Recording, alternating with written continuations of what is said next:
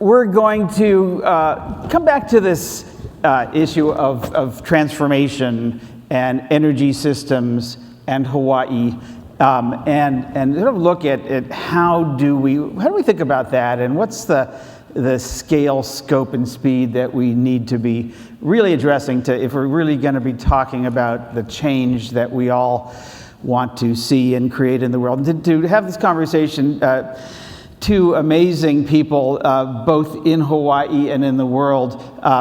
Managing partner for Emerson Collective, former Assistant Secretary of Energy for Renewables and Efficiency, Andy Karsner, and the CEO of Elemental Accelerator, Don Lippert. Please join me in welcoming them. So I think, Andy, to set the stage, I want to start with you, and sort of because your role at DOE and now as part of the Emerson Collective, which I want you to talk a little bit about, get to, and the partnership now with what used to be the Energy Accelerator, Don and Jill co-founded, and now is Elemental Accelerator. But just from perspective, let's go back a decade. Simpler days, simpler times, in terms of the Hawaii Clean Energy Initiative and how that began and what the original intent was that you were trying to create, and what was the role that you even played? Right. Thanks, Joel. I can talk about it going back a decade, but I'll tell you the truth, and quite inspired by what we just saw with Kealoha. In so many ways, the Hawaiian Clean Energy Initiative is not something that was born in the halls of DOE. I mean, sort of as a practical policy matter, yes, or as a funding or technical assistance, or kind of how do we help Hawaii think about a transformation in technology. But inevitably, when you think of the Hawaiian Clean Energy Initiative, it actually is not just a forward thing. It's actually a regressive thing that goes back to everything Hawaiians have always known about a very special and magic place, blessed with incredible natural resources that have provided energy for millennia, for explorers and for navigators and for settlers and for farmers. And so whether it's the heat beneath your feet, on the Big Island, or the trade winds, or the tides, or the sun, these things have always been endemic and intrinsic and part of the culture here. So naturally, there was an incredible aspiration. And that aspiration was conveyed to me through my dear friend, Maurice Kaya, who at the time was the head of the State Energy Office for Governor Lingle. We had just completed, at the time, the world's largest marine conservation area, Papahanaumokuakea, and we said, well, when you're endeavoring to make something so natural and beautiful that is so vulnerable and has a superimposition of hydrocarbons completely irrationally put upon its economy when it's blessed with the greatest renewable energy resource, why don't we stop thinking about incremental bite-sized demonstration and pilots and prototypes? Why don't we actually say, where is the best place for the United States, in fact for the world, to scale a holistic, integrated, community-sized demonstration of its own? Wow. And that was the thesis behind the Hawaiian Clean Energy Initiative. And it was met with open arms, not because it was our idea, but because it was the cultural, instinctive inclination of what was going on here already. And so we formed this wonderful partnership that has lasted through multiple changes in local government, in national government, and I think it's going to make Hawaii the beacon and exemplar, not just for our country, but probably for the world. Oh, what a vision. What's the current state of that in the new administration? Is Energy Secretary Perry, is he aware of this? Is he involved? Does he care? I doubt it, but I think I think everybody's entitled to their victory lap when they come and are well greeted into Hawaii and get to take some ownership in what has already begun to happen here. I'm sure every smart politician will say, "Oh, that's partially because of me," and so I'm sure that they'll have their chance and their share, and I think we should embrace that. But fundamentally, it actually doesn't matter how much this administration panders to specific groups and says we'll resurrect coal or we'll put a new job in a closed factory. The truth is, like the whale oil trade that once abounded in these waters to give a light, it was supplanted by Edison, and that was supplanted by compact fluorescence, and now that's supplanted by LEDs, and once you have LEDs, you don't go back to whale oil. So Hawaii is well on the way for transformation that can't be put back into the bottle, no matter what the inclinations are out of Washington. Yeah. Don, you've been on the ground here for a long time. I don't actually know how long, but right? Oh yeah, about 8 years now. 8 years. So that's a good amount of time. I know not necessarily by the standards of the people of Hawaii, but it's you're almost local in my eyes. But you also how when you look at what's happened, almost going back to that time and to today in terms of the progress and the scale and the scope and the speed of how things are moving, are you seeing the kind of change that you think needs to happen, or is it too incremental, not incremental? And how would you describe it? Well, I think it's interesting what we're seeing here. So, I mean, originally these goals were really big and people were really surprised and said there's no way we can ever be 70% clean energy by the year 2030, 40% renewable energy, that's crazy. And now we're seeing just such rapid movement in that area that people are now saying we can do 100, and we're figuring out exactly how to do it and by when. So I think it's much more of a question of how we work together and bring everyone along in that process, not whether we can get there technologically or economically, but it's actually a question of like how we want to get there and design our system to do that. So I think that's really the challenge that we now have, is figuring out how we can be really intentional about designing the system that we want, and bringing in new things as we do it. Okay, I still didn't get an answer though. Are you satisfied with the pace of change? Yes or no? Well, if you know me, you'd know I'm not satisfied with the pace of change. That's probably but I'm still impossible. going to try. Oh, yeah, of course. I don't think that we're embracing change in the way that would be most helpful for our community. So I think there are huge technological advancements going on around the world, and I think in order for us to really benefit successfully from that and to make sure everyone can benefit, we need to be more diligent and more thoughtful in how we actually design that change to integrate innovation and integrate these new things so we can all benefit. Right. So I think in terms of, yes, we want more pace, but we also want more design. Right. You talked about the power partnerships and you and Andy's organization. First, tell us a little bit about recently collided, combined, partnered, and I want to hear a little bit about that because I'm still trying to understand the fullness of that. Andy, first of all, what's the Emerson Collective and what's your role there?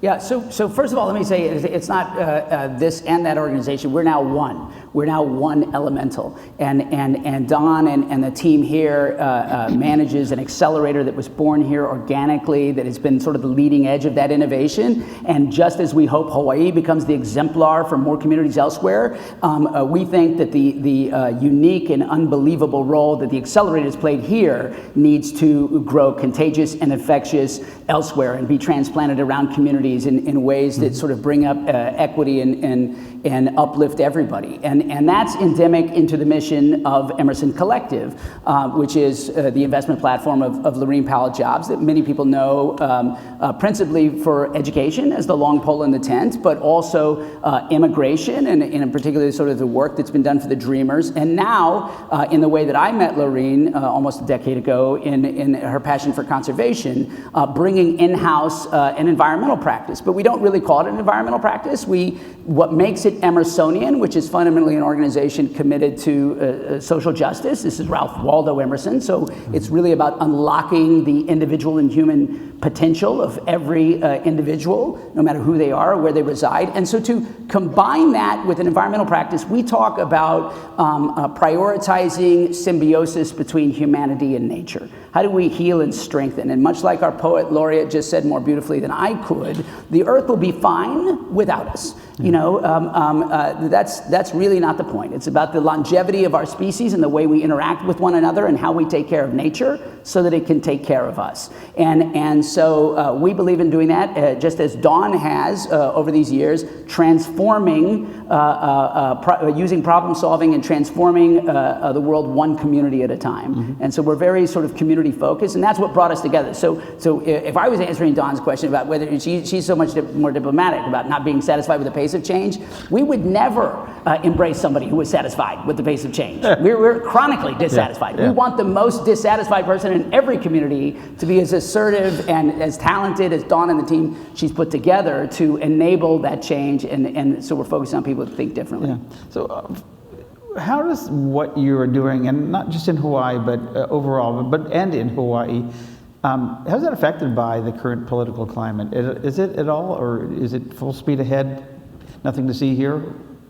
Let's start with you, Don. I mean, it's never not affected. I think that leadership is really important at every level. So we see leadership at the county level, we see it at the state level. Leadership always makes a massive difference. But I think what's different now about clean energy, what we're seeing, especially when we're working with our startups, is that no one can hold us back and we don't need permission. So these companies do not need permission to do what they're doing. It's always helpful to have, regulatory frameworks, but business models are there, the pace of change is there, markets are there, renewables are much cheaper than fossil fuels in most places. So our startups are certainly not waiting for the administration to change, and neither are we. And we're pushing ahead, and there's a huge amount of momentum, and I think the rebound effect from Paris in the last couple of weeks is real, even as we've seen sort of interest in investment in our companies. And that kind of thing can actually be really impactful for moving startups forward. Yeah. Andy, you come from the Republican side of the House.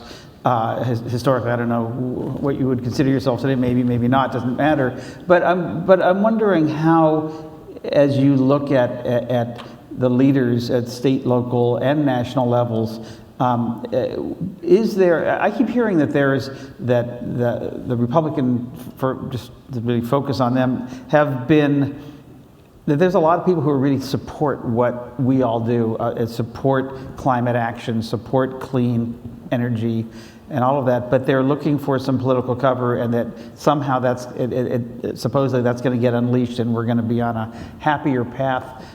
Is that true, first of all? Is it possible? What do you think it will take? Yeah, so, a couple things.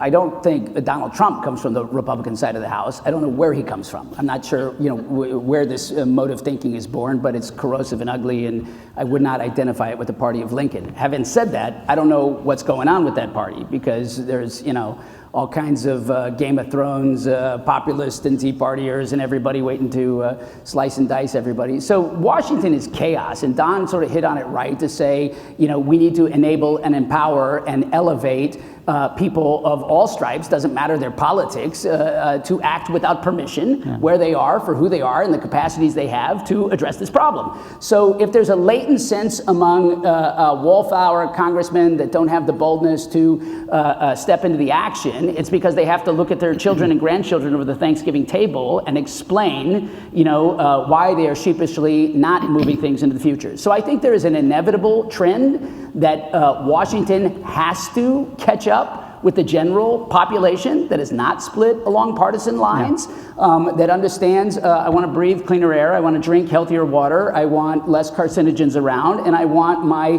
ecosystems to be healthy enough to create community. That's robust. And it has a disproportionate and outsized counterpoint of view through media channels, through radio, through Washington. But it is not how, it doesn't accurately sort of reflect society. Yeah, I mean, I think add one more piece on that too, which is around the community piece, because I think this is why it's so critical that our philosophy is around communities as units of change. And this is actually the scale at which trust is built. It's the scale at which you're actually doing projects, and you're getting into that. Aki talked yesterday and about, we're talking about the accelerator, really where the ugly place of innovation is. It's where all the really bad, gross stuff happens, right? It's permitting and it's deployment, and it's actually digging trenches for electrical wire. It's all the stuff where you're actually getting your hands dirty and putting things to work in the ground. That all happens at the community level, right? All deployment is local. That is all local. So I think from our perspective of how the accelerator sort of philosophy is, which is we're working with the community as a unit of change. Yes, we absolutely want, last year we had TEPCO here, we have Vector here, we have these global partners that are contributing, and huge thought partners and commercialization partners for our companies. But fundamentally, it's about actually working within the community as the group that's going to create this change for their own neighborhoods and communities. So I think that's really at the core of what we've been doing with the accelerator, and what we also are now going to be doing other places. So is the theory that this is a bottom-up movement, and that eventually Washington, or frankly any state capital, will see a parade and want to get in front of it? I think that I think there is such a thing. It's not yet in the lexicon. You can coin it here if you want, but there is such a thing as political obsolescence. You can be so dysfunctional and so marginalized and so on the sideline that people begin ignoring you. So I would say Silicon Valley gave up on Washington a very long time ago, right. And thank God we have no department of the internet inside the Beltway, right? And so progress happens of its own accord, and the technologies have passed by policymakers. Capacity to understand, harness it, encourage it, regulate it, move it into a productive way. Yeah. So the corporations have taken over, the entrepreneurs, all the places that you dwell, right? The mayors. So your earlier question is, has it been hurtful? I'm sort of the other stream. I think it's been the most helpful thing in galvanizing the most people in the most focused ways to come together with revitalized energy and move on problem solving. Yeah. And it reminds me like of at my kids' parties, the highlight is the piñata. The administration, the White House has sort of put themselves out as a piñata and began passing out bats to everybody all at once, right? And it seems like it's a helpful celebration at this point. Yeah. It's certainly cathartic. Let's talk about Hawaii in terms of the size and being a small state with a bold ambition. Do you think the size helps or hinders trying to not just create the change in Hawaii, but influence beyond it? I mean, the size is a huge asset for Hawaii, I think. So, I mean, when we're actually looking at our companies, so STEM is one of the early companies that we worked with, and actually creating a network of distributed storage here, and being able to do that in a room with the utilities that, okay, we're on board, we can figure this out, with the PUC, we can figure this out, getting all those people at the table, that is a huge function of size, right? So I think the size is really our friend in that way. When you talk about transportation and sort of the electrification of transportation, or what we're actually doing on our public transportation system and trying to improve that, the island geography is a huge advantage in figuring out ways that you can actually make changes to a system and then measure those changes within a system. So I think size is an advantage, but impact is also sort of proportional to size. I think in Hawaii we actually have outsized impact because of how we're doing it, but if we really want to have a big impact on the world, we also have to scale. And that for us is what motivated us to collaborate with Emerson Collective, and this desire to scale and have a bigger impact and take the things that we were learning and are learning here in Hawaii and impact them in a broader way. So size is the starting point, but we can't stop there. Well, let's talk about scale for a second, because the whole focus, or big focus of all this has been the legislative mandate that Governor Ige signed around 100% by 2045 in the electricity sector. It sounds like a big goal. Is it big enough, Andy? I don't think it's fast enough. I don't know how you get bigger than 100%. I mean, unless you're going to wire back to the mainland and export some of this stuff. But I think that there is no technological nor technical impediment at this date, at this time, why Hawaii could not be 100% renewable energy today. There is nothing in the physical universe that says that shouldn't happen. When we birthed the Hawaiian Clean Energy Initiative, we couldn't say that. We were walking into a minefield of aspiration and stretch targets and saying it should happen. It should happen. All the ingredients are here that if we were ever going to cook the perfect soup, it would be here. So let's begin concocting a recipe. That's what the Hawaiian Clean Energy Initiative was. Now we have the ingredients, we have the recipe, it is all available to us. And the question is, I always used to talk about technology, policy, and capital markets, right, that they all need reform. It's a three-legged stool. Well, technology is not a question anymore, right? We didn't have electric vehicles 10 years ago. Now we have no shortage of the trajectory of them, right? We didn't have distributed microgrids in the way that we have. Now we have all of that capacity. So if technology is not the issue and policy has the will to do it, then what is it in the misaligned incentives or the perverse alignment of economics that is insulating the outcome we seek from the opportunity we have? So Hawaii's challenge is to bridge that gap and think of it with a big picture way and not simply say it's tough, it's incremental, let me get what I can when I can in front of me, and by 2045 we may get there. I think it's a bigger opportunity to use this moment of galvanization and to say, how do we rethink all of these things and integrate them to accelerate the outcomes we seek in a mutually beneficial way. Well, that gets to a question I want to sort of, as we sort of unfortunately run out of time here, I want to ask you both in terms of asking, as you said, Andy, the right question, or asking a bigger question. I always like to say that my favorite questions in sustainability all begin with the same 4 words: what would it take? And part of the exercise of that is figuring out what's the rest of that sentence, because it's asking the right question that gets us to that level of ambition and the scale, scope, and speed of what we're trying to do. And I'm wondering, as you look at the state of Hawaii and you look at the players who have come and are poised to come to the table to address this really still bold, audacious goal, what's your what would it take question for Hawaii? Don? It's a really good question. I think in light of this, my what would it take question is, what would it take to align everyone that's involved in our ecosystem to the goal we seek? And I think that part of that is around bring our community along and make sure that everyone has a fair shot, that we actually have equity across our entire transformation, so people have an opportunity to participate, and not just in sort of installing technologies, but actually in jobs and in meaningful ways that make a difference to their families. But also, how do we align the utility so that every time we're putting more renewable energy on the grid, the utility wins and all of us win in the same way? So, I mean, I think a lot of it is around the alignment question. For us, the utility has been a really incredible partner in moving forward with some of this innovation. But we still have sort of major misalignment in our market around where the incentives are and the rewards are. So I think it's what would it take to actually align those pieces on, and in this at the speed that we need to.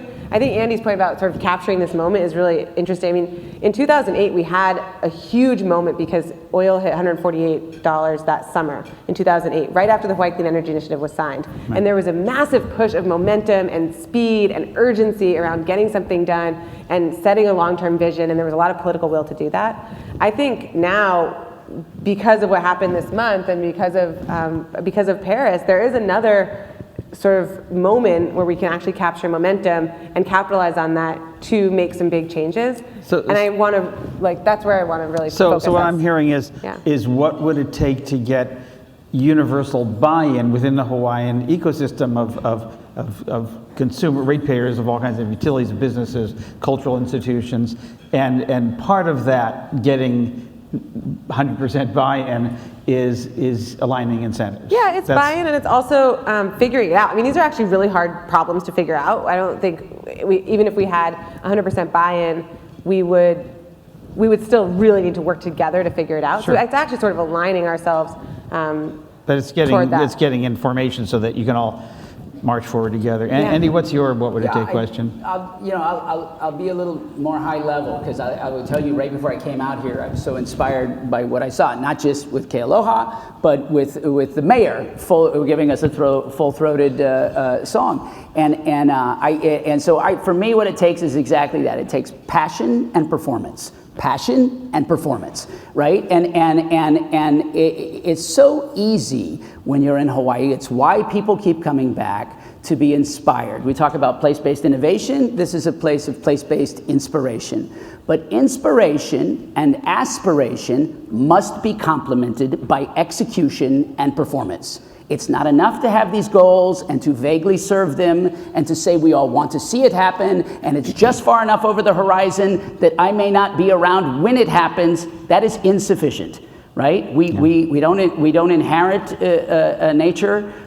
We borrow it from our children, right? And so if we really want these things and we have the capacity to do them, it's now time to say, how do we sharpen the pencils and execute and perform with precision with these plans and take them away from vague and ambiguous aspiration and into implementable plans through strategies that we can administer. And